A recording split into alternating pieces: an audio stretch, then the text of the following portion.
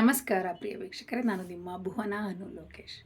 September ತಿಂಗಳ ಒಂದು ಮಾಸ ಭವಿಷ್ಯ ಅನ್ನೋದನ್ನು ನಾವು ತಿಳ್ಕೊಳ್ಬೇಕಾಗುತ್ತೆ. ಸೆಪ್ಟೆಂಬರ್ ತಿಂಗಳಿನಲ್ಲಿ ದ್ವಾದಶ ರಾಶಿಗಳವರಿಗೆ ಯಾವ ರಾಶಿಯವರಿಗೆ ಯಾವ ರೀತಿಯಾದಂತಹ ಫಲಗಳಿದೆ ಅಂತ ನೋಡ್ತಾ ಇವತ್ತಿನ ಒಂದು ಈ ವಿಡಿಯೋದಲ್ಲಿ ನಾವು 6ನೇ ರಾಶಿಯಾಗಿರುವಂತಹ ಕನ್ಯಾ ರಾಶಿಯವರಿಗೆ ಯಾವ ವಿಧವಾಗಿದೆ ಅನ್ನೋದನ್ನು ನೋಡಬೇಕಾಗುತ್ತೆ.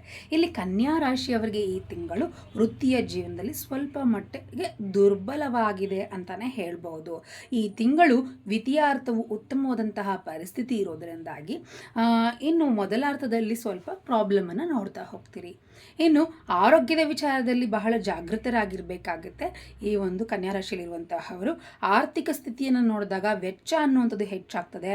ತಿಂಗಳ ದ್ವಿತೀಯಾರ್ಥವನ್ನು ನೀವು ಧನಾತ್ಮಕವಾಗಿ ಆದಾಯವನ್ನು ಸ್ಥಿರಗೊಳಿಸ್ಕೊಳ್ತಾ ಹೋಗ್ತೀರಿ. ಇನ್ನು ವೃತ್ತಿಪರ ತಮ್ಮ ಅನುಭವದಿಂದ ವೃತ್ತಿ ಲಾಭವನ್ನು ಪಡೆಯುತ್ತೀರಿ. ವೃತ್ತಿಪರವಾಗಿ ತಮ್ಮ ಅನುಭವ ವ್ಯಾಪಾರದಲ್ಲಾಗಿರಬಹುದು, ವೃತ್ತಿಪರವಾಗಿ ನಿಮ್ಮ ಅನುಭವದಿಂದಲೇ ನೀವು ಹೆಚ್ಚಿನ ಎಕ್ಸ್ಪೀರಿಯನ್ಸಿಂದ ನೀವು ಲಾಭವನ್ನು ಪಡ್ಕೊಳ್ತಾ ಹೋಗ್ತೀರಿ. ನಿಮ್ಮ ಕೆಲಸದ ಮೇಲೆ ಸಂಪೂರ್ಣವಾಗಿ ಗಮನವನ್ನು ಹರಿಸುವಂತಹದ್ದು ಹೆಚ್ಚಿನ ಮಟ್ಟಕ್ಕೆ ನಿಮಗೆ ಈ ತಿಂಗಳು ನೀವು ಮಾಡ್ತಾ ಹೋಗ್ತೀರಿ. ಇನ್ನು ಮೇಲಧಿಕಾರಿಗಳಿಂದ ನಿಮಗೆ ಸ್ವಲ್ಪ ಕಷ್ಟಗಳಾಗಬಹುದಾದಂತಹ ಸಂದರ್ಭಗಳು ಕೂಡ ಇರುವಂತಹದ್ದು. ಇನ್ನು ವ್ಯಾಪಾರಸ್ಥರಿಗೆ ನೋಡುವಂಥದ್ದಾದರೆ ಅನಿರೀಕ್ಷಿತತೆ ಮತ್ತು ಅನಿರೀಕ್ಷಿತವಾದಂತಹ ವಾದ ವಿವಾದಗಳಿಗೆ ನೀವು ಈ ಒಂದು ಸಂದರ್ಭ ಕಾರಣವಾಗುವಂಥದ್ದಾಗ್ತದೆ. ಹಾಗಾಗಿ ಈ ತಿಂಗಳು ಬಹಳ ಜಾಗೃತರಾಗಿರಬೇಕಾಗುತ್ತೆ.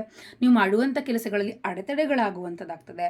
ಇನ್ನು ವ್ಯಾಪಾರದಾರರು ಯಾರಿರ್ತಾರೆ, ವ್ಯಾಪಾರದಲ್ಲಿ ಈ ಪಾರ್ಟ್ನರ್ಶಿಪ್ ಬಿಸ್ನೆಸ್ ಮಾಡುವಂತಹವರು, ವ್ಯಾಪಾರ ಪಾಲುದಾರಿಕೆಯ ಒಂದು ವಿಚಾರಗಳಲ್ಲಿ ಕಾಲಿಡೋದಕ್ಕೂ ಮುಂಚೆ ನೀವು ಅದಕ್ಕೆ ಪ್ರವೇಶಿಸೋದಕ್ಕೂ ಮುಂಚೆ ಎಚ್ಚರಿಕೆಯನ್ನು ವಹಿಸಬೇಕಾಗುತ್ತೆ. ಇಲ್ಲ ಅಂದರೆ ಅದರಿಂದ ನಿಮಗೆ ಪ್ರಾಬ್ಲಮ್ ಆಗುವಂಥದ್ದಾಗ್ತದೆ. ನಿಮ್ಮ ವ್ಯಾಪಾರ ಒಂದು ಅಗ್ರಿಮೆಂಟನ್ನು ನೀವು ಸರಿಯಾಗಿ ಓದಿ ಅದನ್ನು ನೀವು ಕ್ಲಾರಿಫೈ ಮಾಡ್ಕೊಂಡು ಆನಂತರವೇ ನೀವು ಪಾರ್ಟ್ನರ್ಶಿಪ್ ಬಿಸ್ನೆಸ್ಗೆ ಕೈ ಹಾಕಬೇಕಾಗುತ್ತೆ. ಈ ಒಂದು ಕನ್ಯಾ ರಾಶಿಯಲ್ಲಿ ಇರುವಂತಹವರು ಇನ್ನು ಪ್ರೀತಿಯ ಸಂಬಂಧದಲ್ಲಿ ಇರುವಂತಹವರಾದರೆ ಆಹ್ಲಾದಕರವಾದಂತಹ ಪ್ರಣಯ ಮತ್ತು ಸಂತೋಷದಿಂದ ತುಂಬಿರುವಂತಹದ್ದಾಗ್ತದೆ. ಕೆಲವೊಂದು ಸಮಸ್ಯೆಗಳಿರ್ತದೆ, ಅದನ್ನು ನೀವು ಬಗೆಹರಿಸ್ಕೊಳ್ತೀರಿ ಮುಂದಕ್ಕೆ. ಇನ್ನು ವಿವಾಹಿತರಿಗೆ ದಂಪತಿಗಳಿಗೆ ನೋಡುವುದಂತರ ಮಿಶ್ರಮವಾದಂತಹ ಫಲಿತಾಂಶ ಅನ್ನುವಂಥದ್ದಿದೆ. ಮೊದಲಾರ್ಥದಲ್ಲಿ ಸವಾಲಾಗಿದ್ದರೂ ಕೂಡ ಆ ಸಮಯ ಕಳೆದಂತೆ ನಿಮ್ಮ ಈ ವಿಚಾರಗಳಲ್ಲಿ ನೀವು ಬಹಳ ಒಂದು ರೀತಿಯಾದಂತಹ ಅನ್ಯೋನ್ಯತೆ ಸಾಮರಸ್ಯತೆ ಅನ್ನೋದನ್ನು ಹೆಚ್ಚಿಸ್ಕೊಳ್ತಾ ಹೋಗ್ತೀರಿ. ಇನ್ನು ಪರಿಹಾರ ಏನಪ್ಪ ಅನ್ನೋದಾದರೆ ಈ ಒಂದು ಬುಧವಾರದ ದಿನ ಹಸುವಿಗೆ